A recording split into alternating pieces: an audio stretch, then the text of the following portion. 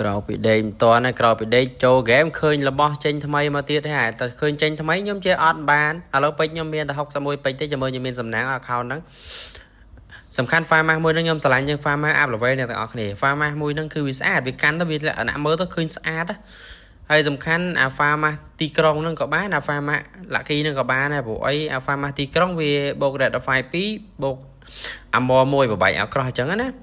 បែកអក្រោះបែកតកវាលឿនដល់ទៅពេលអា farm lucky វាដូចតែ farm up level ទេព្រោះអី red file 2 damage មួយដូចគ្នាសំខាន់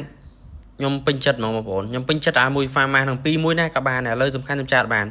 ហើយអ្នកនរអស់គ្នាបើសិនចង់ដាក់ពេជ្រដែលមានតម្លៃធូរថ្លៃនិងរហ័សទាន់ចិត្តហើយសុវត្ថិភាពកុំភ្លេចឆាមលីសា gaming ឬមកអ្នកនរអស់គ្នាធ្វើការដាក់តាមរយៈ website លីសា store ខ្លួនឯងក៏បានសំខាន់ដាក់ពេជ្រចំណេញ